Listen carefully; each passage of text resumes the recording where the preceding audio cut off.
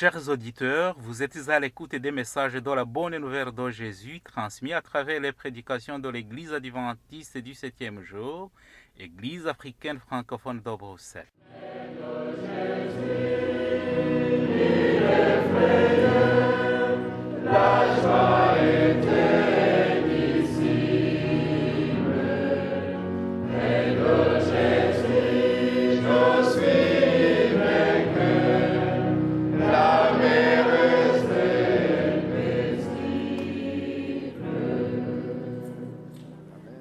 C'est ainsi qu'a commencé la bonne nouvelle de Jésus-Christ, le Fils de Dieu. C'est là ce qui est écrit dans le livre du prophète Ésaïe. J'enverrai mon messager devant toi, il te préparera le chemin. On entend la voix de quelqu'un qui crie dans le désert. Préparez le chemin pour le Seigneur, faites-lui des sentiers droits. Marc chapitre 1, verset 1 à 3. Itangiro ry'ubutumwa bwiza bwa Yesu Kristo, umwana w'Imana. Nk'uko byanditswe n'umuhanuzi Yesaya, ngo nuko ndenda gutuma integuza yanjye mbere yawe, izatunganya inzira yawe. Ijwi ry'urangurira mu butayu, ati nimutunganye inzira z'Uwiteka, mugorore inzira ze. Mariko igice cya mbere, umurongo wa mbere kugeza ku wa 3.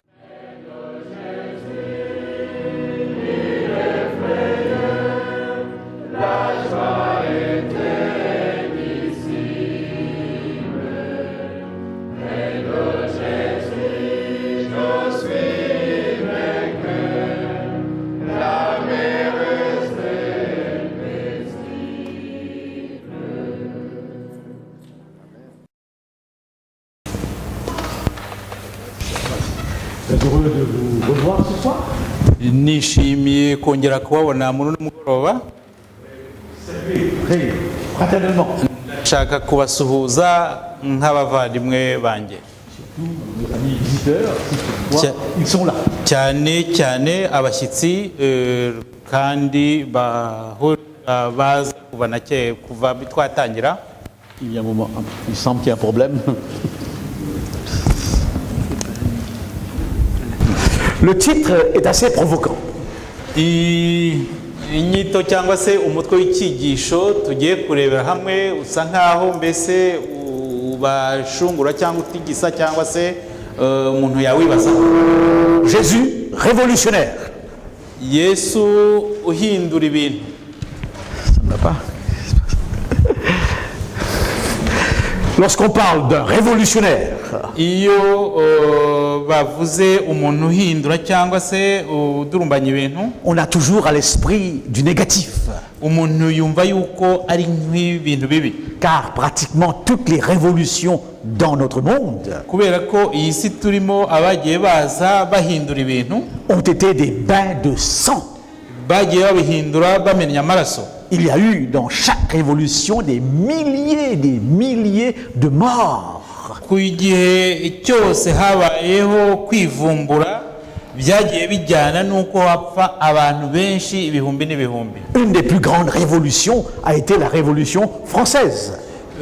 Kwivumbura byabayeho ku buryo butangaje mu isi ni ukwivumbura kw'Abafaransa. Et le sang a coulé. Amaraso yaramenetse. Et d'ailleurs, l'hymne national français ndetse n'indirimbo ndangagihugu cy'Abafaransa est un hymne sanglant.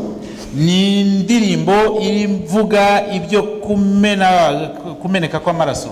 Aux armes, citoyens, baturage mufati intwaro, formez vos bataillons. mugire n'imitwe y'ingabo. Et ça, c'est le pays de la liberté. Kandi Ubufaransa ni igihugu kirimo ubwisanzure cyangwa se umudendezo. Quand je dis Jésus révolutionnaire, iyo mvuze ko Yesu yaje ahindura ibintu cyangwa yivumbura, je pense à une révolution mbese numva ko ari uguhindagura ibintu au niveau de la pensée, cyane mu rwego rwo mu bitekerezo, de la façon de voir. mu buryo bundi bwo kubona ibintu. Si vous voulez changer quelqu'un, iyo ushaka guhindura umuntu, vous devez changer sa façon de penser. ugomba guhindura uburyo bwe bwo gutekereza. Et quand on devient chrétien, iyo uhindutse umukristo, quand on comprend le message de Christ, iyo umaze kumva ubutumwa bwiza bwa Kristo, c'est là que ça change. ni mu mutwe bihera, ni mu bitekerezo bihera. On va voir ensemble quelques aspects de cette révolution de Jésus. Tugiye kureba bimwe mu bintu byatumye cyangwa se byerekana guhindura kw'ibintu kwa Yesu. Il est né à Bethléem, Yavukiye i Betelehemu, une toute petite ville. umujyi mutoya. Il y avait 3 Bethléem. Hari za Betelehemu eshatu. Et Michée dit Bethléem Ephrata. Michée, Bethléem Ephrata, c'est le verset. Bavuga ngo Michée 5.1. muri Mika avuga ibya Betelehemu. C'est intéressant de voir que toute la vie de Jésus-Christ avait été annoncée. Biratangaje ukuntu ubuzima bwa Kristo bwari bwaravuzwe na mbere y'igihe. Sa naissance, Ko azavuka, sa vie, ubuzima bwe, sa trahison, n'uburyo bazamugambanira, sa mort sur la croix, ko azapfira ku musaraba, tout cela avait été annoncé dans l'Ancien Testament. biriya byose byari byaravuzwe mu isezerano rya kera. Nous avons vu que c'est le personnage dominant de l'histoire, Twabonye ukuntu abantu b'ibyatwa mu mateka, mais il est né dans la plus petite ville de la Palestine. ariko we yavukiye mu kagi gato, mu karwa gato ka Palestine. Il a grandi où? Yakuriye hehe? À Nazareth. Yakuriye i Nazareti. Dans tous les pays, Mu bihugu byose il y a une ville haba hari umurwa dont on se moque. abantu baseka cyangwa basuzugura. Dans mon pays, l'île Maurice, Mu gihugu cyanjye cy'ikirwa cya Maurice, il y a une petite ville qui s'appelle Cap Coco. hari akagi bita Kamkoko. Lorsqu'on dit de quelqu'un, il sort de Cap Coco, Iyo bavuze umuntu ngo akomoka muri ako kagi ka Kamkoko, c'est une façon de le rabaisser. ni uburyo mbese bwo kuvuga ko ari umuntu nyine udabuci. Nazareth était une ville de mauvaise réputation. Nazareti nawe wari umujyi abantu bavuga nabi. Peut-il sortir quelque chose de bon de Nazareth? Rien de bon ne pouvait sortir de Nazareth. Hari ikintu na kimwe cyiza cyava i Nazareti. Et c'est pourtant là que Jésus a grandi. Ariko niho Yesu yakuriye. Sa vie a duré que 3 ans. Ubuzima bwe bwabayeho bwamaze imyaka 3. Il a commencé à 30 ans et il est mort à 33 ans. Yatangiye umurimo we wo kwigisha afite imyaka 30, apfa afite 33. C'est pas beaucoup. Ntabwo ari myinshi. 3 ans. Imyaka 3. Mahomet a vécu jusqu'à 87 ans. Mahomet yabayeho imyaka 87. Bouddha jusqu'à 87 ans aussi. Buddha yarengeje nawe 87. Jésus meurt à 33 ans après 3 ans de vie publique. Yesu yabayeho imyaka 33 gusa, kandi muri iyo 33 niyo yamaze arimo ahura. Comme je l'ai dit hier, Nkuko nabivuze ejo, il n'est pas mort d'accident, ntabwo yigeze azira impanuka, il n'est pas mort de maladie, ntabwo yazize indwara, il n'est pas mort de vieillesse. ntabwo yapfuye ashaje. On l'a assassiné, on l'a crucifié. Baramwishe kandi baramubambye. Le premier élément d'une révolution, je vous la donne maintenant. Ikintu cya mbere cyerekana iriya hinduka ry'ibintu cyangwa kwivumbagatanya kw'ibintu ni ngiye kukibabwira. Je ne vais pas vous lire tout ce texte. Ntabwo ndasoma biriya byose, Mais vous êtes en Belgique ariko muri mu Bubiligi, et vous voulez vous intégrer à la Belgique. shaka gucengera mu buzima bw'Ababiligi. Il faudrait savoir des choses sur la Belgique. Ugomba kumenya ibintu bifite injyana. Vos enfants ne font pas l'histoire du Rwanda, ils font l'histoire de la Belgique. Abana banyu ntabwo biga amateka yo mu Rwanda, biga amateka yo mu Bubiligi. Je vous ai dit Narababwiye que lorsque l'Europe igihe Uburaya a écrit sa constitution, Uburaya bwanditse amategeko abugenga, chaque pays a un texte constitutionnel. buri gihugu ubwacyo gifite amategeko akigenga cyangwa se itegeko nshinga yacyo. Lorsque l'Europe a écrit sa constitution, igihe rero uburaya bwandikaga itegeko nshinga ryabwo, la France et la Belgique Ububiligi n'Ubufaransa n'ont pas voulu qu'on mette dans ce texte que l'Europe a des racines chrétiennes. ntabwo bigeze bashaka yuko muri iryo tegeko nshinga bavugamo yuko uburaya bwabayeho bushingiye cyangwa se bwavutse bushingiye ku gikristo cyangwa se ku idini rya Kristo. Alors que c'est quelque chose que personne ne peut nier. Kandi nta muntu ibyo wabihakana.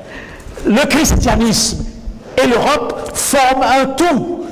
Uburaya n'idini rya gikristo bisa nkaho bifatanye cyangwa ntabwo wabitandukanya. Et on appelle cette culture européenne la culture judéo-chrétienne. Ndetse n'umuco wa hano Buraya bawita umuco wa kiyuda gikristo. C'est-à-dire inspiré de quoi? Du texte biblique. Ni ukuvuga ko ibyo bakora cyangwa amategeko nshinga yabo yagiye acukura avanamo ingingo zimwe na zimwe muri Bibiliya. Il y a encore quelques années, hari imyaka yashize mikeya en Belgique, mu Bubiligi, lorsque vous alliez en procès iyo wajyaga kuburana et que vous jurez, ukarahira, sur quoi est-ce qu'on jurait? warahiraga kuki?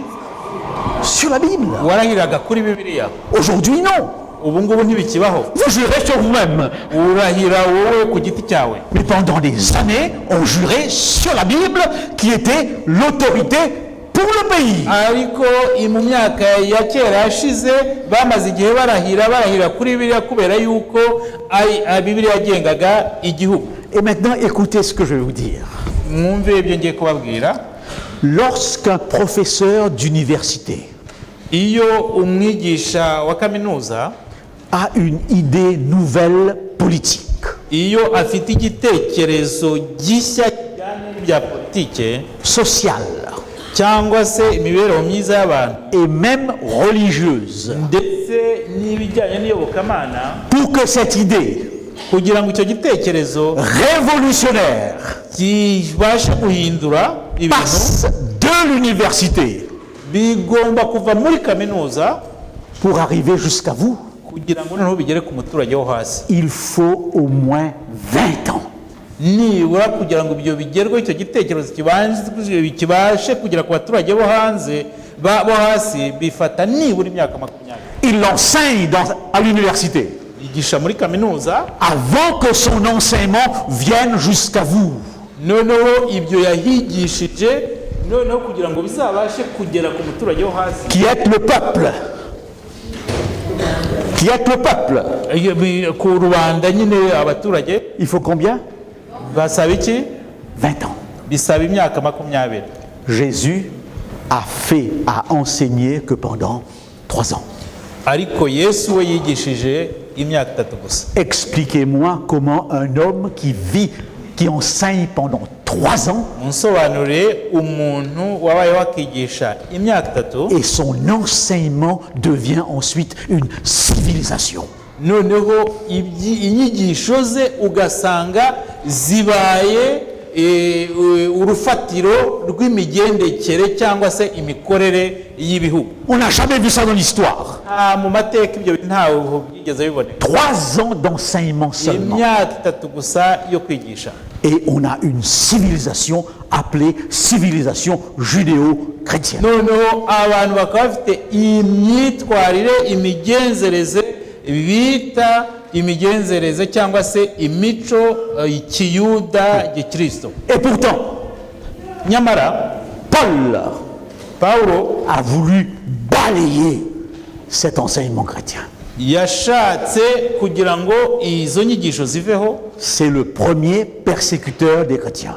Niwe wabaye uwa mbere cyangwa se yari mu ba mbere batotezaga abakristo. Qu'un seul objectif. Yari afite nettoyer, gukuraho agakubura ces 3 ans d'enseignement de Jésus. gukuraho agakubura akibagiza iriya myaka 3 Yesu yigishije. Ensuite, vous aurez pendant 10 ans noneho ukagira imyaka 10, plusieurs empereurs romains muri iyo myaka 10 abami b'abaromani qui vont tout faire bakoze ibishoboka byose pour balayer tout ça. kugira ngo bagize cyangwa se bakureho burundu ziriya nyigisho za Kristo. Il n'y a pas Ariko nta numwe, un enseignement nta nyigisho nimwe, qui a été le plus rejeté, nta nyigisho nimwe yigeze ihwanya n'iza Yesu kugira ngo abantu bazange que l'enseignement chrétien.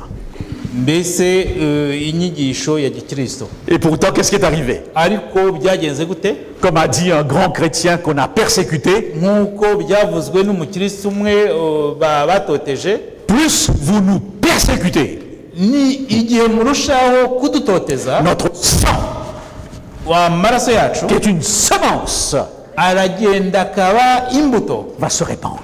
noneho izo mbuto zigakwira hose Jusqu'au jour, kugeza igihe un empereur appelé Constantin, umwami w'abami witwa Constantino il va se dire quelque chose. yavuze ikintu, On n'a pas réussi à les balayer. yavuze ati ntabwo twigeze tubasha kubakuraho ngo tubakubure, On va les accommoder. ati noneho reka tugerageze tubikururire. C'est une technique politique. Nibyo ni imigenzereze ya politike. Vous ne tuez pas votre ennemi, noneho ntiwice umwanzi wawe, vous l'intégrez. noneho ukamwiyegereza.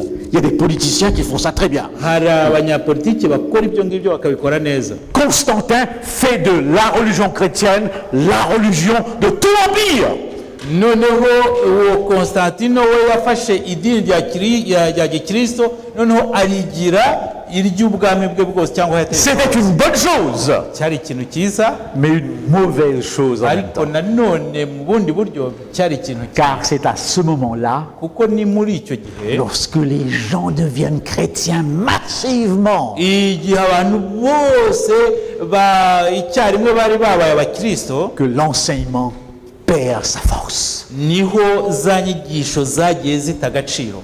Alors donc, je vous rappelle, reka mbibutse, tout simplement, nous sommes dans le pays des droits de l'homme, tuba mu gihugu cyubahiriza uburenganzira bw'ikiremwamuntu, le pays des droits de la femme, igihugu cyubahiriza uburenganzira le pays bw'igitsina gore, des droits de l'enfant, cyubahiriza uburenganzira bw'umwana, des droits des handicapés, uburenganzira bw'ibimuga, et même des droits de tous ceux qui ont une vie un peu spéciale. ndetse bwubahiriza n'uburenganzira bw'abantu babaho mu buryo bwabo bwihariye Nous budasanzwe. sommes dans le pays de la liberté, de l'égalité et de la fraternité. C'est la devise française. mbese turi mu gihugu cy'ubwisanzure cyo kwigenga. Nous sommes dans les pays turi mu bihugu de la séparation de l'Église et de l'État. aho batandukanya iyobokamana cyangwa se iby'Imana n'ibya leta. Je vous pose une question. Kambabaza ikibazo, D'où viennent tout ça? ibyo byose bikomoka he? Droits de l'homme, uburenganzira bw'ikiremwamuntu, liberté, égalité, kwigenga, fraternité, kureshya, kuba abavandimwe, séparation des pouvoirs politiques et religieux. iby'Imana bigatandukana n'iby'ubutegetsi cyangwa n'ibya politike. En d'autres mots, laïcité. Mu yandi magambo mbese ni ukugira gutandukanya ibya politike n'iby'iyobokamana, umuntu akishyira akizana ntacyo yishingikirijeho muri ibyo. D'où vient tout ça? Ibyo biva hehe? Savez-vous? Murabizi? D'où ça vient ces idées? Ibyo bitekerezo biva he? De la Bible. Biva muri Bibiliya. C'est simple. Biroroshye. Tous les acquis ibyagezweho byose de l'Europe mu Buraya sont inspirés de la Bible. byose bifite inkomoko muri Bibiliya. Tous les hommes qui ont travaillé là-dessus abantu babikozeho cyane étaient des chrétiens. bari abakristo. Même l'Europe n'Uburaya bwose a été créée par des chrétiens. n'Uburaya kugira ngo bubaho bwabayeho bushinzwe n'abakristo. Je vous donne un exemple très simple. Reka mbahe urugero rworoshye. Qui a dit rendez à César ce qui est à César et à Dieu ce qui est à Dieu? Ninde wavuze ngo ibya Kayizari mubihe Kayizari n'iby'Imana mubihe Imana? Qui a dit ça? Ninde wabivuze? Mais c'est le principe de la séparation de l'Église et de l'État. se ni uburyo bwo gutandukanya iby'iyobokamana n'iby'ubutegetsi. Je vous pose une question. Mbabaza ikibazo. La France a comme slogan liberté, égalité, fraternité. Ubufaransa bushyira imbere ngo kwishyira ukizana kureshya no kuba kivandimwe. Dites-moi quelque chose dans la Bible où vous avez ces trois aspects. Nimumbwire ahantu muri Bibiliya ibyo bintu bitatu mubibona. Liberté, Kwishyira, égalité, kureshya, fraternité. kuzura nk'abavandimwe. Égale quoi dans la Bible? Bingani wabigeranya n'iki muri Bibiliya? La plupart des gens ne le savent pas. Abantu benshi ntago babizi. Trinité. Buriya butatu butagatifu. C'est dans la Trinité Ni buriya butatu que butagatifu vous avez l'unité dans la diversité. musangamo ubumwe kandi ubumwe burimo gutekereza kunyuranye. Que vous avez l'égalité entre le Père, le Fils et le Saint-Esprit. aho usanga data twese umwana n'umwuka wera bose bangana. C'est dommage que les gens ne savent pas combien leur pays est plongé dans les racines chrétiennes. Birababaje ko abantu batazi yuko ibi bihugu imizi yabyo iri mu bukristo. Toutes les universités en France et en Belgique, Za kaminuza zose zo mu Bufaransa n'izo mu Bubiligi, tous les hôpitaux, ibitaro byose, toutes les orphelinats ibigo by'imfubyi byose étaient dirigés par qui? byari biyobowe na bande? L'Église. N'itorero. C'est l'Église. N'itorero. Quand c'est pas l'Église, parfois, eh bien, c'était le judaïsme. Iyo habaga atari itorero ry'abakristo ni abayuda babitegekaga. 3 ans d'enseignement Imyaka 3 yo kwigisha, et un monde complètement différent. noneho muri iyo myaka 3 inyigisho zihindura isi yose. J'ai beaucoup voyagé Naragenze cyane, et c'est très facile. biroroshye Quitter l'Europe, kuva mu Buraya aller dans certains pays ukajya mu bihugu bimwe, et vous constaterez que c'est pas facile noneho ukabona ko bitoroshye du point de vue de la liberté. mu byerekeranye n'uburenganzira bwo kwishyira ukizana. Dans certains pays, Mu bihugu bimwe n'importe quoi et on vous arrête, on vous met en prison sans aucun jugement.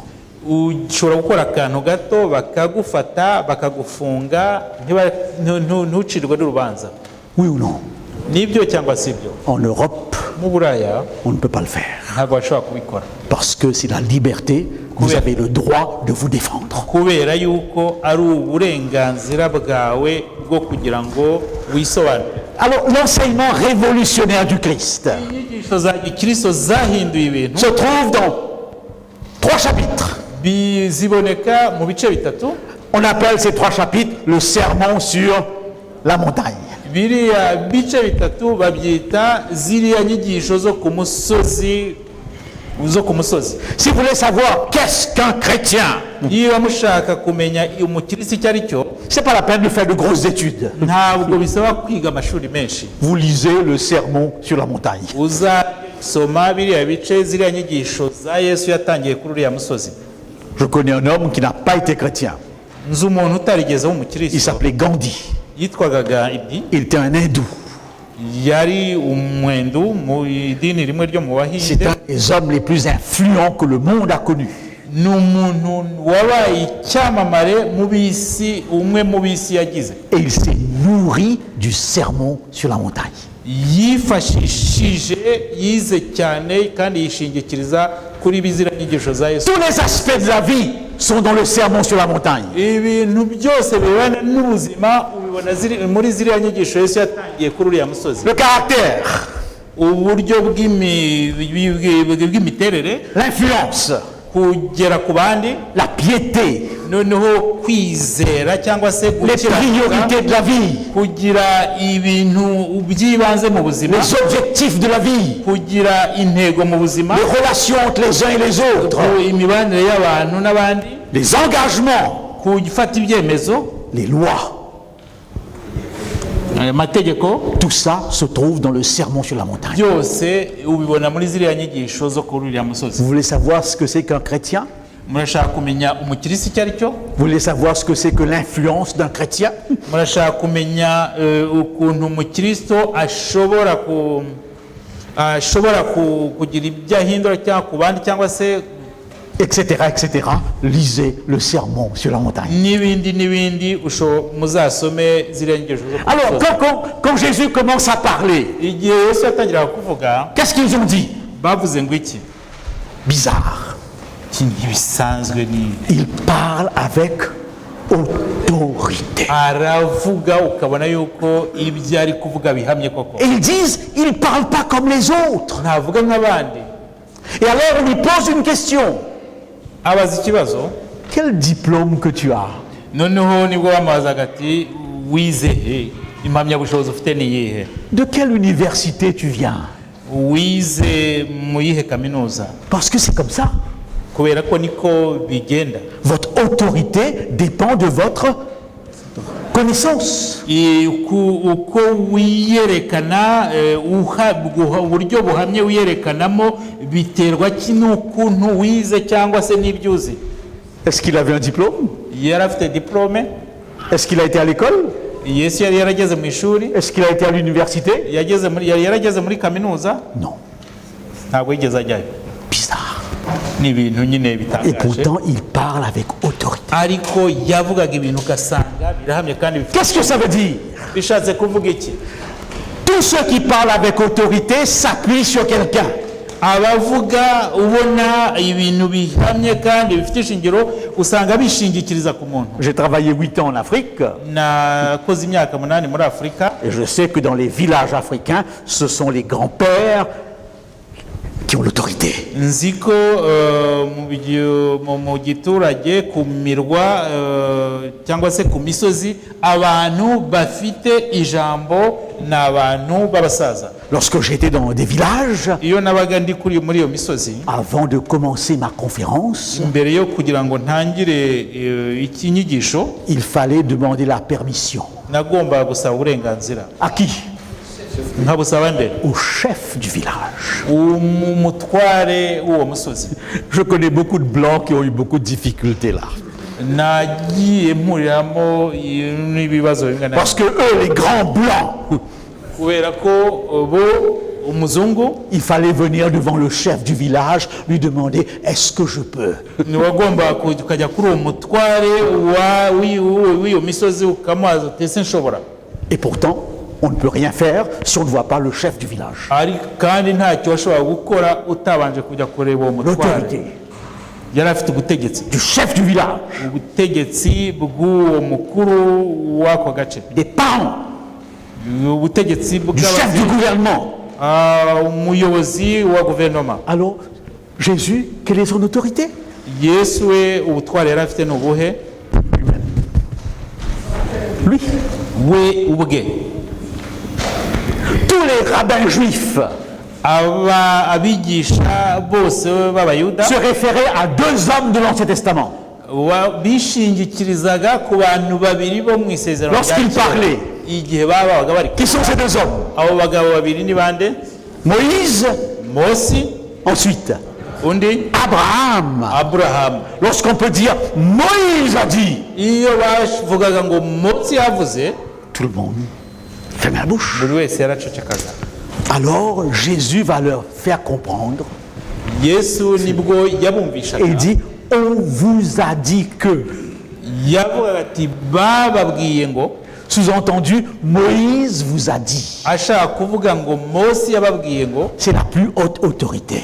Mosi wumva nyine ari umuntu bishingikirizaho cyane. Mais moi, je vous dis, ariko noneho njyewe ndababwiye, entre mots, je suis plus grand que qui? bikaba bitaka gusobanura ngo nduta Mosi. Personne dans l'église catholique est plus grand que le pape. mu idini ry'abanyagatolika nta muntu usumba papa. Quand le pape a parlé, tous les prêtres se... iyo papa yavuze ikintu abapadiri bandi bose baraceceka. Quand on pouvait se référer à Moïse, c'était l'argument. icyo wavuga cyose ukishingikiriza ku byo Mosi yavuze, icyo kintu cyaremerwa. Qu'est-ce que Jésus veut dire ici? Yesu yavuze iki hari? À partir de maintenant, avuga ati kuhera ubu ngubu c'est ce que je dis qui compte. ibyo mvuga nibyo bigomba kurenga ibindi. Toutes les lumières étaient des petites lumières. Imico mito yari iriho yari imico mito idaye. Et maintenant, c'est moi la lumière. Noneho rero njyewe ubu ngubu ni njye rumuri rukomeye. C'est pourquoi je vous demanderai une chose. Niyo mpamvu nabaza ikintu. Ne basez pas votre foi sur autre chose, autre personne que la personne de Jésus. Kwizera kwanyu ntimukagire ikintu na kimwe cyangwa umuntu n'umwe mu bishingiraho usibye Yesu Kristo. L'Ancien Testament est important. Isezerano rya kera ni ingenzi. Mais je base ma foi non pas sur l'Ancien Testament, même si c'est important, mais sur la façon dont Jésus va interpréter l'Ancien Testament. Ntabwo ukwizera kwanjye ngushingira ku isezerano rya kera nubwo ari ingenzi cyane, ahubwo ukwizera kwanjye ngwishingikiriza ku buryo Yesu yasobanuye isezerano rya kera. Et on ne fait pas ça souvent. Eh bien oui. Quel est donc l'élément clé de son message? Noneho urufunguzo cyangwa se ipfundo rya buriya butumwa ni rihe? Sa philosophie de base. Uburyo gutekereza kwe imitekerereze ingero y'imitekerereze ni. Je vous raconte une histoire pour vous l'expliquer. Ngiye kubababwira inkuru kugira ngo mbone kubasobanurira. Un papa partait en voyage. Umubyeyi w'umugabo yagiye mu rugendo. Et il a appelé ses 3 enfants. Noneho ahamagara abana be batatu. 2 garçons et une fille. Abahungu babiri n'umukobwa. Il leur a dit ceci. Nibwo yababwiraga. Il y a un pommier dans la cour. Avuga ati hariya hari igiti cya pome. Il y a une seule pomme sur ce pommier. Kandi kuri icyo giti hariho pome imwe. Je ne veux pas que vous cueilliez la pomme. Sinshaka ko muzaca iyo pome cyangwa se iyo mbuto. Je voudrais quand je reviens voir que la pomme est toujours là. Ndagira ngo igihe nzaba ngarutse nzasange ya pome ihari. Il part, aragenda, il revient, aragaruka, il va au pommier, ajya kuri cya giti cya pome.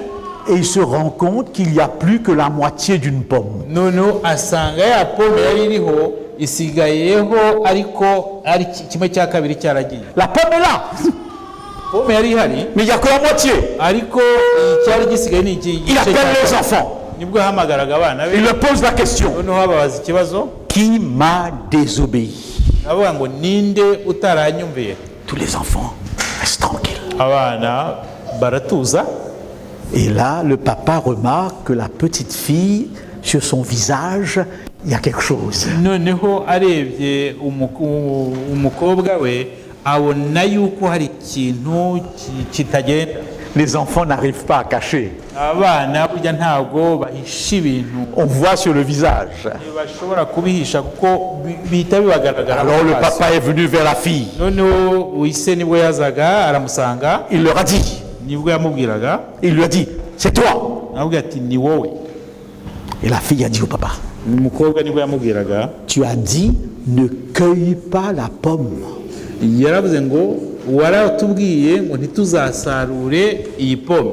J'ai pas cueilli la pomme. Ntabwo nigeze nyisarura ntisinigeze nyica. J'ai mangé dedans. Ahubwo naragiye nyirira ku giti. Suivant l'esprit de suivant les paroles de la loi, elle n'était pas coupable. Ukurikije ubijyanye mu mategeko uwo mukobwa nta kosa yari yakoze. Qu'est-ce que la loi disait? Ne cueille pas la pomme. Itegeko se yari yabavuze ngo ntimuzasarure cyangwa ntimuzace iriya pome. Suivant cette loi, ukurikije itegeko yari yatanze uwo mwana w'umukobwa ntabwo yari yaryishe. Mais elle a mangé dedans. Ariko yarayiriye. C'est toute la différence que le Christ va faire entre l'esprit de la loi et la lettre de la loi. Aho rero niho Yesu azatandukanyiriza ikitegeko rishatse kuvuga n'uburyo itegeko ryanditse cyangwa se rigaragara. Alors vous comprenez ce message qui est difficile. Murumva ukuntu izo nyigisho cyangwa se ubwo butumwa bukomeye. Si un homme Niba umuntu convoite une femme yiwe umugabo yifushe umugore et qu'il a des envies noneho akamwifuza cyangwa se yakamwifuza dans sa tête, mu mutwe cyangwa mu bitekerezo bye, il a déjà transgressé quoi? La loi. yarangije kwica itegeko. Il voit une femme Abonye umugore belle mwiza et on en voit partout. kandi bari henshi, Et nous sommes dans des pays où parfois ils sont à moitié vêtus. ndetse turi no mu bihugu usanga rimwe na rimwe basa nk'aho bambaye ubusa. C'est pas le cas en Afrique. Muri Afurika ibyo ntubibona. Si dans ma tête, Niba mu mutwe wanjye je me dis, oh là là, mvuga nti uriya mugore si je pouvais la voir dans mon lit. yaba twashoboraga kuryamana. Vous connaissez ces femmes qui disent parfois, Muzi abagore rimwe na rimwe bavuga quand ils me regardent, yaba ndebye j'ai l'impression qu'il est en train d'enlever mes vêtements. ukagira ngo mbese asa nkaho ari kwikuramo imyenda. Jésus dit, il a déjà transgressé le commandement qui dit, tu ne commettras point d'adultère. uwo nguwo ubwo aba yamaze gusambana yishe rya tegeko rivuga ngo ntugasambane. Et je pose une question à tous les hommes qui sont là. noneho ngiye kubaza ikibazo abagabo bose bari hano, Je me la pose moi-même. nanjye ndakibaza. Qui sont innocents ici? Ninde utunganye cyangwa se umukiranutsi hano? Quel est l'homme qui peut me dire qu'il n'a jamais dans sa tête convoité? Ninde ni uwuhe mugabo wambwira ko mu bitekerezo bye atigeze yifuza? Personne. Nta n'umwe. Et je vois que les femmes rient, mais c'est vrai, personne. Abagore bari guseka ariko ibyo avuze nibyo nta n'umwe. Et mesdames, je voudrais vous dire quelque chose. Abagore namwe nagira ngo mbabwire ikintu. Lorsqu'un homme commet des adultères, ne dites jamais c'est normal, c'est un homme, c'est pas normal. Niba umugabo asambanye, bagore ntimukajye muvuga ngo nongo abagabo nibyo bagomba gusambana. Ntabwo ari byo. C'est vous qui parfois dites aux hommes c'est normal. Nimwe mubwira abagabo mukabwira ngo ibyo birasanzwe abagabo barasambana. Et qui acceptez ces choses. Noneho kandi ibyo bintu mukabyemera. La Bible dit pas question. Bibiliya ariko iravuga ngo ibyo si byo. Déjà dans ta tête, tu es coupable. Mu mutwe mu bitekerezo wamaze gukora icyaha. Vous voyez la révolution qui est là? Urabona iburyo Yesu yaje avugurura ibintu. Il va plus loin. Ndetse yarengeje hariya. Si un homme Niba umugabo dit à son frère abwiye mugenzi we fou, ti uri umusazi, en d'autres mots, mu yandi magambo stupide, uri igicucu cyangwa ikigoryi, imbécile, ikigoryi cyangwa igicucu, bourrique, nibyo icyo ntazi. en d'autres mots, il le rabaisse. Abaya mwatse agaciro ke. Il a déjà commis la transgression du 6e commandement qui dit tu ne tueras point. Aba yishe itegeko rya gatandatu rivuga ngo ntuzice. Parce que vous savez tous, Kubera ko mwese muzi, et les psychologues confirment, ndetse n'abariya baganga b'indwara zo mu mutwe nabo barabyemeza, qu'on peut tuer avec la parole, kushobora kwicisha ijambo, qu'on peut blesser avec la parole. kushobora gukomeretsa. Vous avez des enfants hari abana qui grandissent bakura paralysés psychologiquement ubona basa nkaho mu mutwe bahungabanye, parce qu'ils ont des parents kubera ko bafite ababyeyi qui babo les ont toujours rabaissés, rabaissés, rabaissés. babima agaciro cyangwa se batabaha agaciro. Qui, dans cette salle, peut dire je n'ai jamais tué? Hano muri runo rusengero cyangwa se hano duterane n'indi wavuga ngo sinigeze nica. En d'autres mots, je ne Andi me suis magambo. jamais mis en colère contre quelqu'un. Noneho bikaba bishaka kuvuga ngo njyewe sinigeze ngira uwo ndakarira. Vous pouvez? Mushobora kubivuga? La révolution de Jésus. Ngibyo ibyo Yesu yaje ahindura. C'est quelque chose d'extraordinaire. Ikintu kidasanzwe. Et quand on lit ça, on peut dire à Dieu, mais qui peut iyo usomye biri ushobora kubwira Imana uti ninde ushobora. L'être humain que je suis ne peut pas arriver là. Umuntu nkanjye, ikiremwamuntu nkanjye ntabwo gishobora kugera. Il faudra une autre force.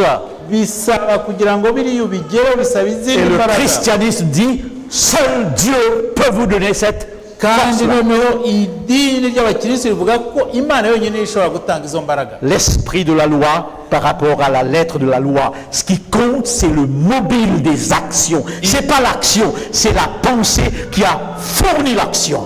Ingenzi cyangwa se ipfundo rya kiriya kintu rya biriya bintu ubiva mu mutwe, mu bitekerezo, noneho nyuma ukabona kubishyira Son enseignement était radical.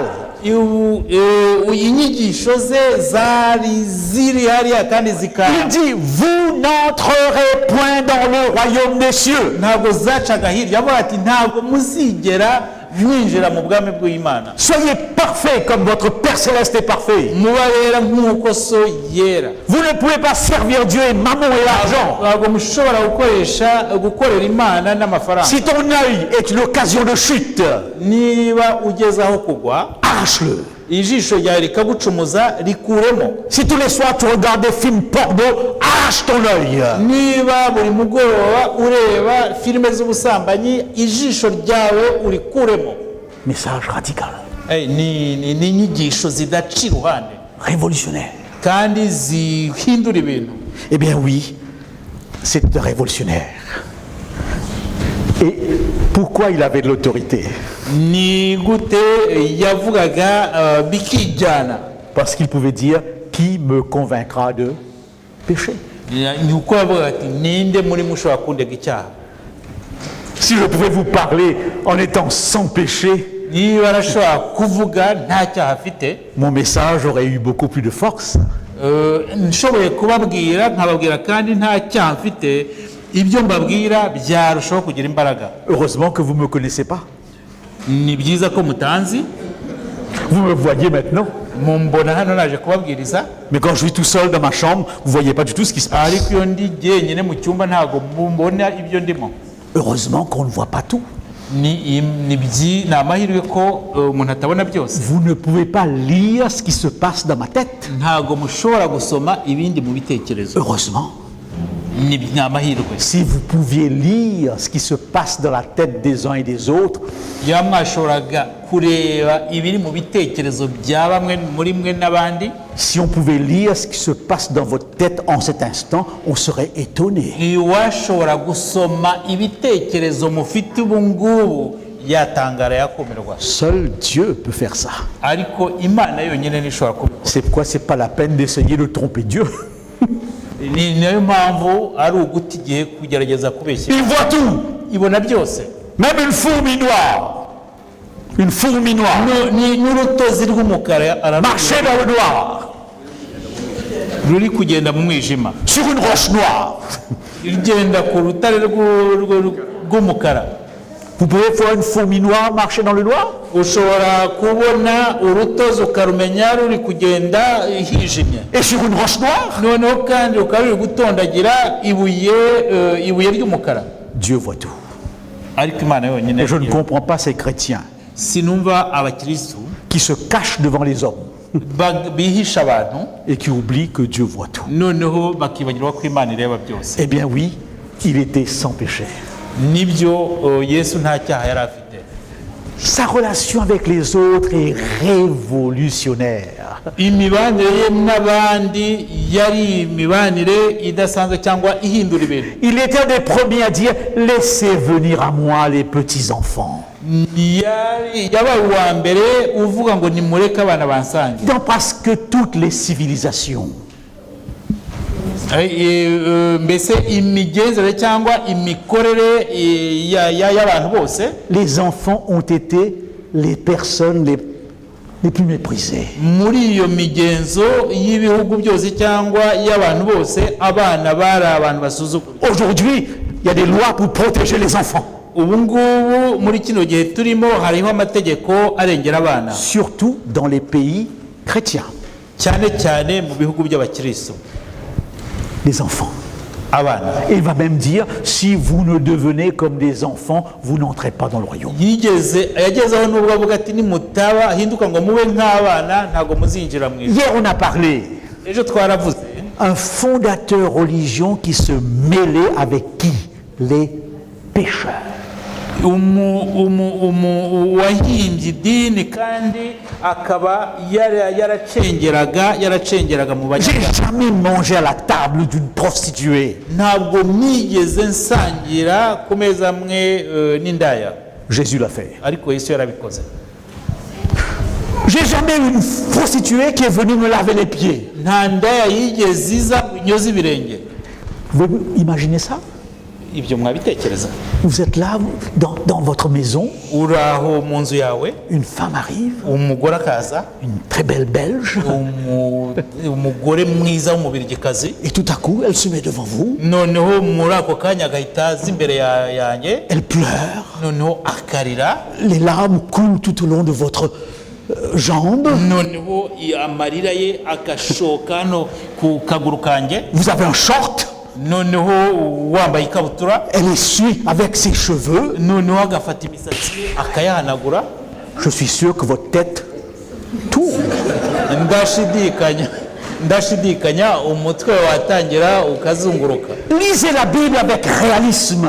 Mujye musoma Bibiliya muyisome. Marie-Madeleine, prostituée, Maria Magdalena yari indaya, établit une relation avec Jésus en passant par des gestes qui sont des gestes de prostituée. yabanye na Yesu kandi uburyo yabanaga na Yesu wabona ibyo yamukoragaho cyangwa se ibyo yakoraga ni ibintu ubusanzwe bikorwa Au n'indaya. point où Simon dira, si cet homme était prophète, il aurait tout de suite compris avec qui elle est. Ku buryo Simoni ndetse yageze aho aravuga ati uriya mugabo yaba umuhanuzi aba yaravumbuye icyo uriya mugore ari cyo. Jésus a accepté cela. Yesu ariko ibyo yarabyemeye. Et Jésus n'a pas eu dans sa tête une mauvaise pensée pour ce geste qui était un geste de reconnaissance. Ariko Yesu ibyo Maria Magdalena yamukoreye ntacyo byigeze bimuhindura mu mutwe cyangwa agira ibitekerezo bibi, kuko ibyo byose yabikoraga. Et comme elle était une prostituée, nk'uko yari indaya rero, elle l'a fait dans ses habitudes de prostituée. we yabikoze nk'ibyo asanzwe akora nk'indaya. C'est le premier fondateur de religion. Niwe wabaye wa mbere wahimbye cyangwa se washyizeho idini, Qui a des femmes qui le suivent. noneho kandi muri iryo dini harimo abagore bamukurikiraga. Si vous lisez les évangiles, Iyo usomye buriya butumwa bwiza, vous serez étonné de constater muzatangazwa nuko que vous avez dans les évangiles davantage d'histoires de Jésus en relation avec les femmes qu'avec les hommes. muzasanga inkuru zivugwa kuri Yesu inyinshi zimuvuga ari kumwe n'abagore zikaba ari nyinshi kuruta izo bamuvuga ari kumwe n'abagore. Parce que les derniers dans la société de l'époque étaient les enfants, les femmes. Kubera ko abantu bashyirwaga inyuma cyangwa bahezwaga mu bantu ba kera bari abana n'abagore. Vous avez lu cette histoire, la multiplication des pains. Mwigeze musoma kiriya gitekerezo cyo gutubura imigati? Vous avez remarqué ce qu'il est dit? Mwabonye ibyo bavuga? Il y avait 5000 personnes, 5000 hommes, Hari abagabo sans compter qui? utabariyemo abagore n'abana. Vous ne comptiez pas, aujourd'hui vous comptez. Kera abagore ntibabarwaga n'abana, ariko ubu barabarwa. Jésus était entouré des femmes.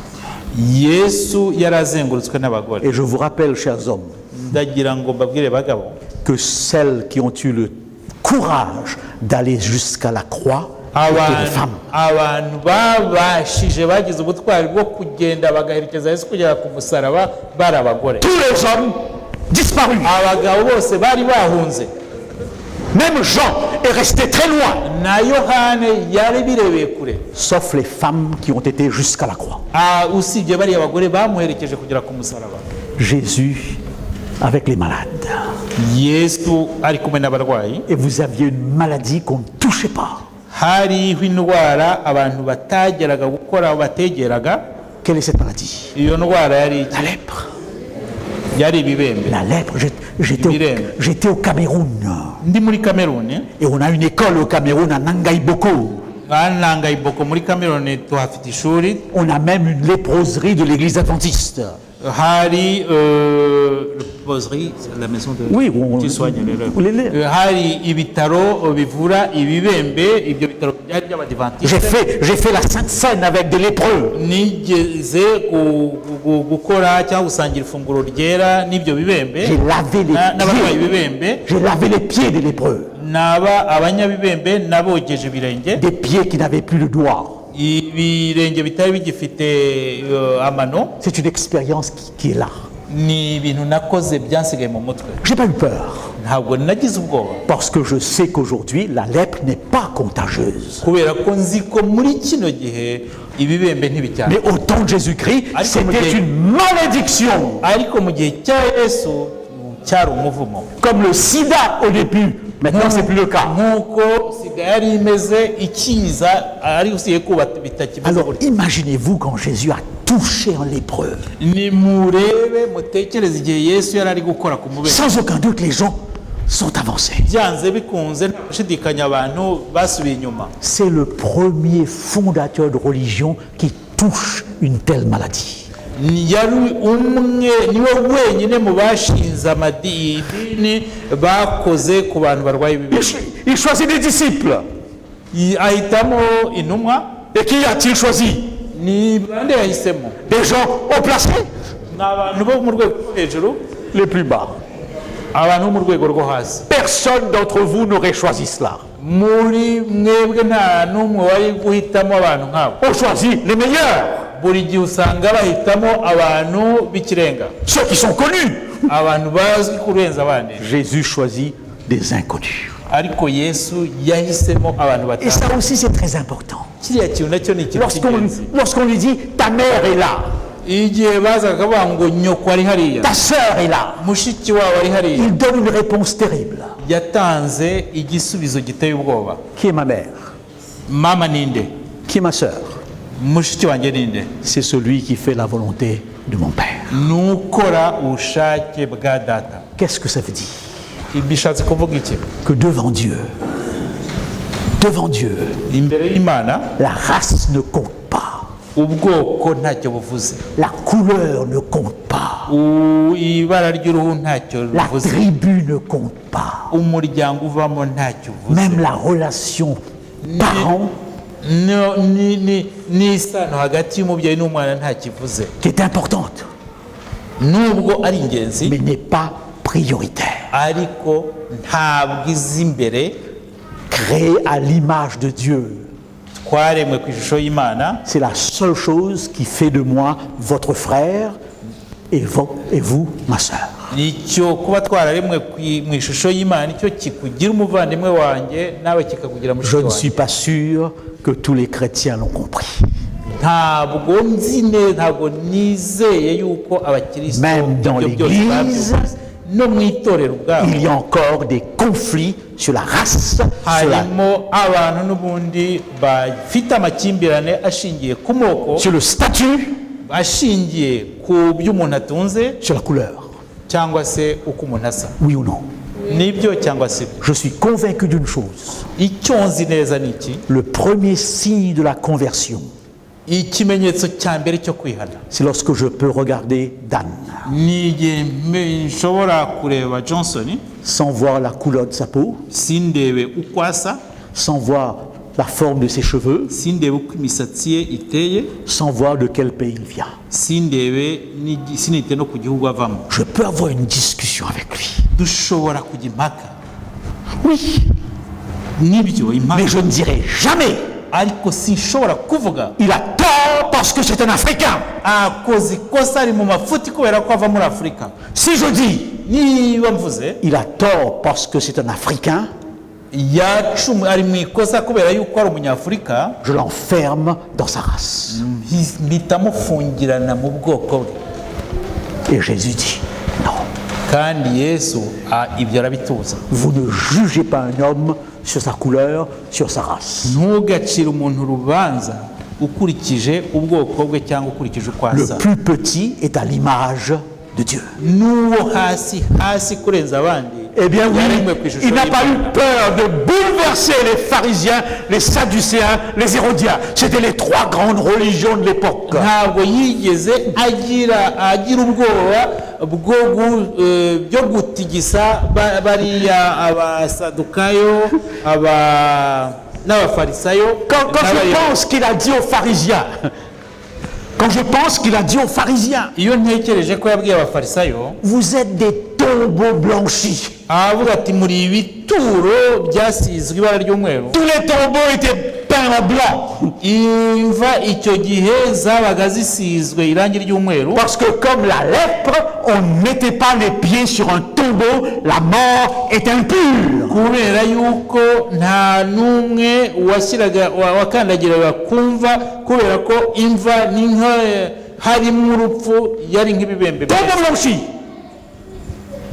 blanchi.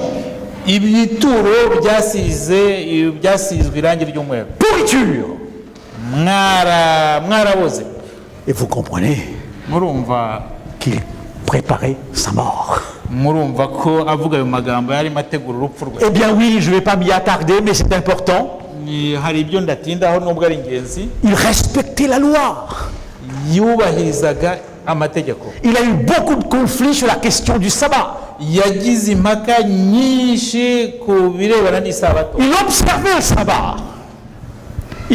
le sabbat. yubahirizaga isabato, Mais il avait montré qu'il y avait une observation du sabbat qui était complètement ridicule. ariko yerekanye yuko uburyo bubahirizaga isabato bwari uburyo busekeje butari bwo. Lorsque ma grand-mère me disait chut, c'est sabbat, on ne rit pas. igihe nyogokuru yambwiraga ngo niceceke ntabwo ngomba guseka ku isabato, Elle n'a rien compris.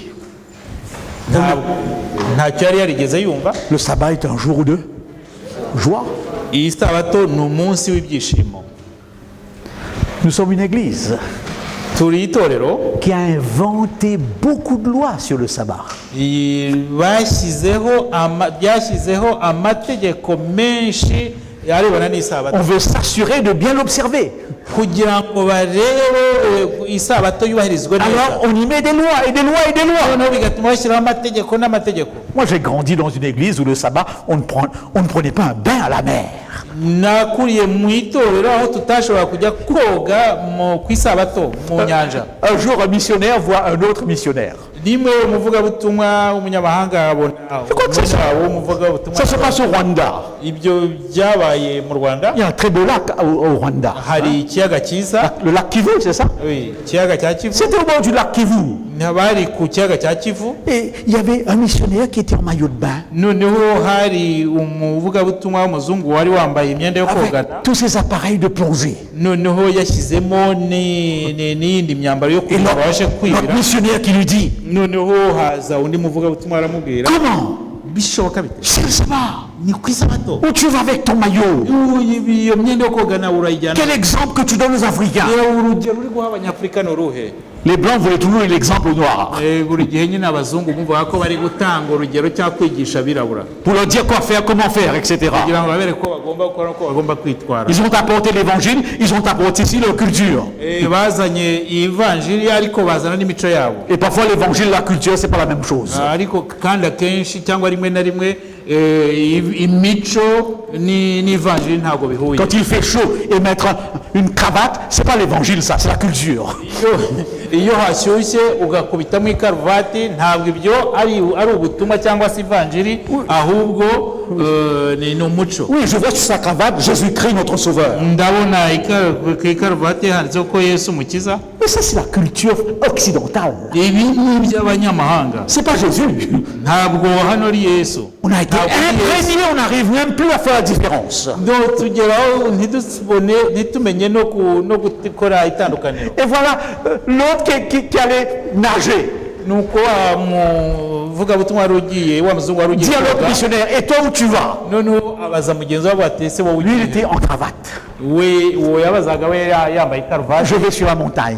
noneho avuga ati ngiye mu misozi. Qu'est-ce que tu vas faire sur la montagne? noneho ugiye mu misozi gukora iki? Je vais voir les petits oiseaux. ngiye kureba inyoni. C'est le sabbat. ni ku isabato Vois la nature. ngiye kureba ibyo Imana yaremye. Alors l'autre lui a dit, Undi nawe aramubwira et moi je vais dans l'eau voir les petits poissons. nanjye ngiye mu mazi, ngiye kwibira mu mazi kugira ngo njye kureba udufi dutoya. Les petits poissons, c'est aussi la nature.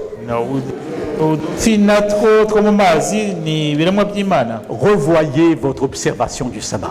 Murebe mugenzure neza uburyo mwubahiriza Je isabato. suis malheureux Ndababaye cyangwa ndababaje, en constatant ndababara iyo mbonye que l'Église a fait du sabbat une journée de réunion qui n'arrête pas. iyo ubonye isabato itorero ryarayigize umunsi wiri gukorwamo inama gusa. Et beaucoup d'adventistes, lorsqu'ils entrent à la maison le samedi soir, Abenshi mu badivantisi iyo bageze muhira nimugoroba sont fatigués. baba bananiwe, Et ils disent heureusement que demain c'est dimanche. noneho bakavuga ati no Imana ishimwe cyangwa ni byiza ko ejo ari ku cyumweru On pourra se reposer.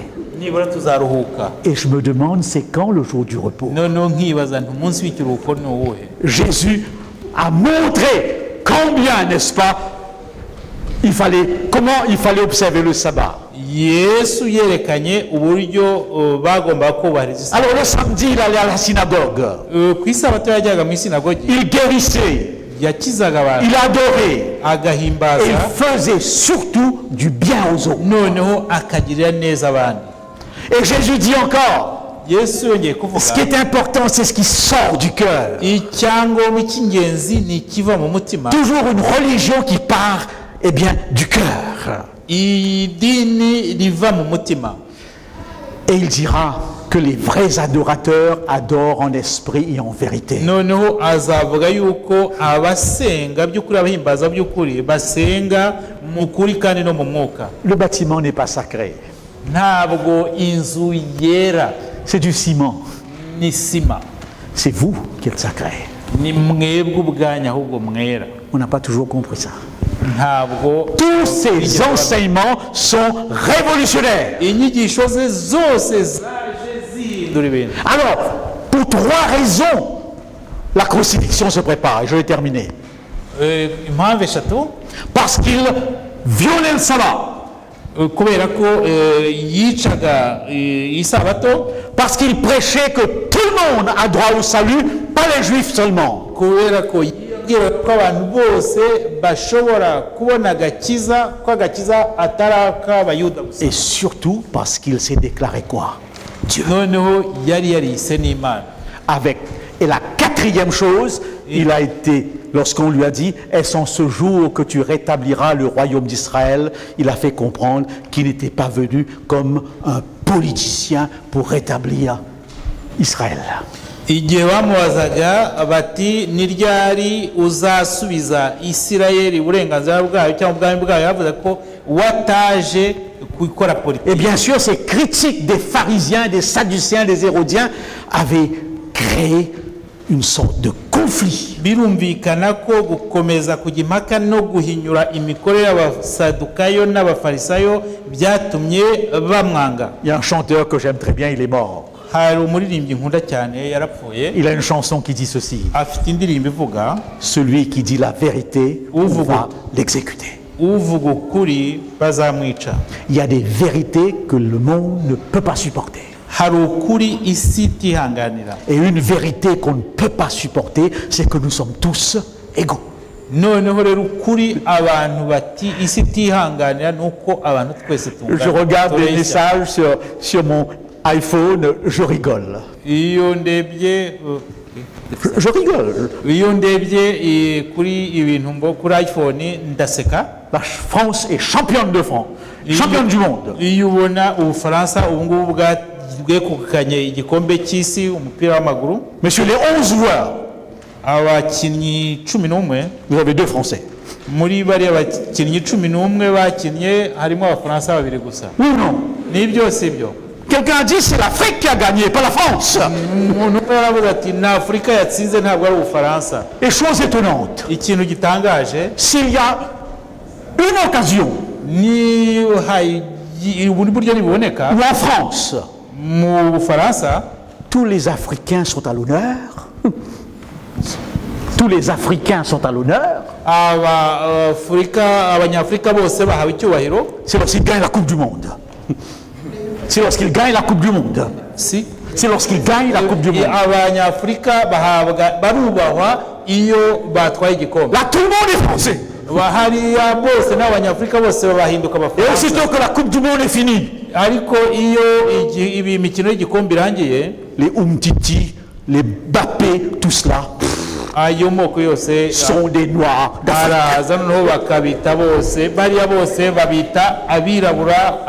Quand Yannick Noah, le Camerounais, uriya munyakamerune gagnait iyo yatsinze au tennis, muri umukino wa tennis, c'était un Français. iyo yatsinze avuga ko ari umufaransa watsinze, Et lorsqu'il perdait, ariko iyo yatsindwaga un Africain. yavuga ngo ni umunyafurika. Voilà le monde. Murabyumva? Eh bien oui, parce qu'il disait la vérité, kubera ko Yesu yavuga ukuri, il va être exécuté.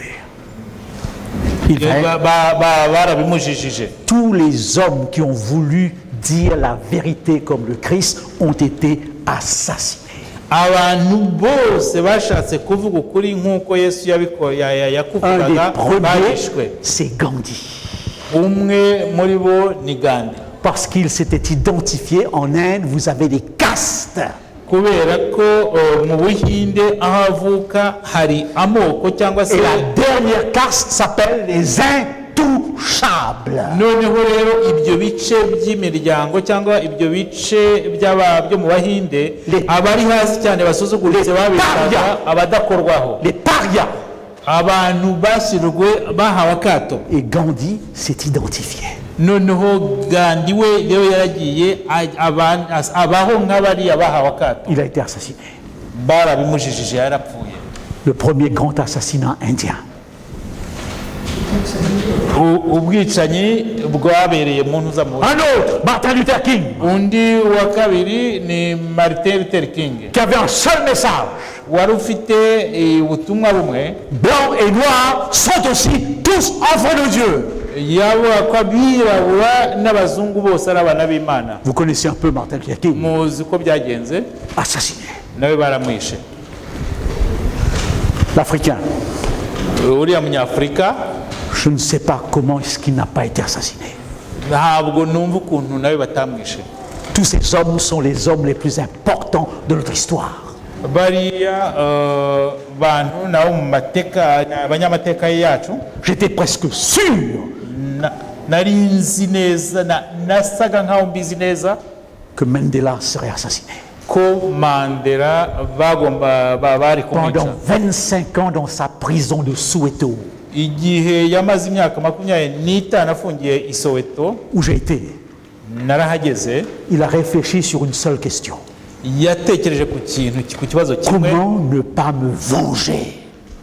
Yatekereza ku buryo avuga ati ni gute natsinda kuzihora, Comment enlever de mon cœur toute la haine du blanc? ni gute mu mutima wanjye nakuramo urwango mfitiye Et abazungu, comment faire nabikora nte? pour unir les blancs d'Afrique du Sud et les noirs? Nakora nte kugira ngo nzahuze nzunge abazungu n'abirabura bo muri Afurika Et y'Epfo? lorsqu'il arrive au pouvoir Igihe yari ageze ku butegetsi, et qu'il nomme des blancs dans la police, igihe yashyiragamo mu gipolisi yashyiragamo abazungu, ces mêmes blancs qui ont tué, abo bazungu yashyizemo nibo bishe, les noirs n'ont rien compris.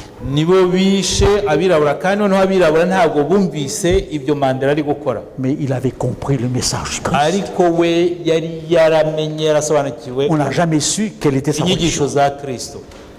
On n'a jamais su quelle était la religion de Mandela. Ntawigeze amenya idini rya Il Mandela. n'a jamais dit.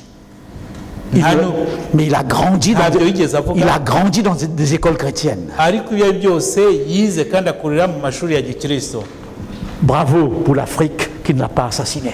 Ni twashimira bari abanyafurika batamwishe, Parce qu'on a reconnu sa force. kubera ko bemeye imbaraga ze, ingufu ze.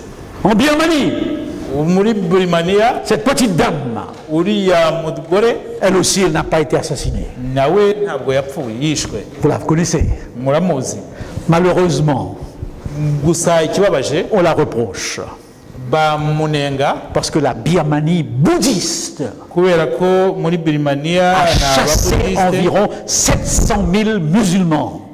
muri kiriya gihugu cye birukanye bahahije abayisilamu 700,000. C'est encore comme cela aujourd'hui. niko bimeze muri iyi minsi. Et on reproche à la petite dame uriya mugore bamunenga ko qui est arrivée au pouvoir kandi muzi ko yageze bamunenga ko yageze ku butegetsi amaze kugera ku butegetsi araceceka de garder le silence. yaracecetse ntacyo yamagana. Elle a perdu toute sa réputation.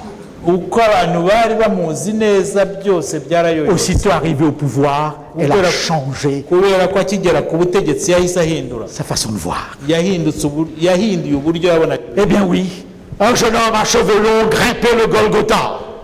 nuko umusore aragenda agera Golgotha. La foule était à la fête. noneho igihe bamugezaga Golgotha abantu bose bari mu byishimo. Pilate a raison. noneho avuga ati Pilato yari mukuri yakoze neza. Ne tirez pas dans le tas. Ne tirez pas dans le tas. Non. Ne tirez pas. Pan. nimumurase. C'est plus juste kuko ibiri byo de tuer un homme kwica umuntu que de tuer le reste. Que de tuer le reste. bavuga ati ni ibyo kwica umuntu aho kugira ngo hapfa abandi. Même Caïphe avait dit cela. na Kayafa yari yabivuze. C'est mieux qu'un seul homme meure avuga ko pour les byaba autres. byiza ko umuntu umwe apfa ariko abandi bagakira. Et c'est ce qui s'est passé.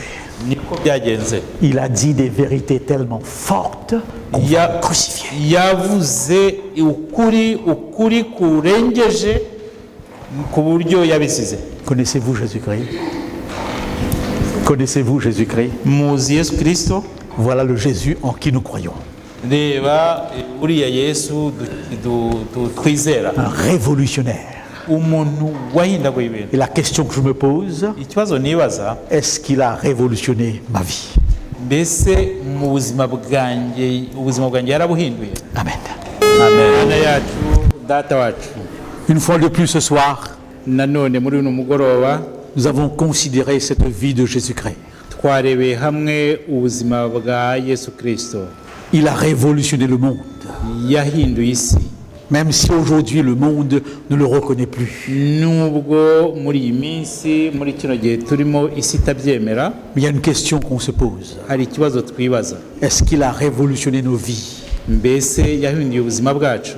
Que chacun puisse s'examiner buri wese agerageze yisuzume, à la lumière de la vie de Jésus-Christ. kandi yisuzume abihereye ku buzima Et que bwa devant Yesu ses Kristo. imperfections, noneho mu kudatungana kwacu, il puisse se jeter dans la grâce de Jésus-Christ. noneho twirundurire mu buntu bwa Yesu Kristo. Il nous dit ce soir, aratubwira muri uno mugoroba, je peux tout nshobora byose si seulement niba wemera, je compte sur toi. niba nshobora kwemera cyangwa C'est lui kukwishingikiriza. qui met en nous le vouloir et le faire. niwe uduha ubushake kandi akatubashisha kugira icyo dukora. Merci pour Jésus-Christ. turagushimiye ku bwa Yesu Kristo. Amen. amen.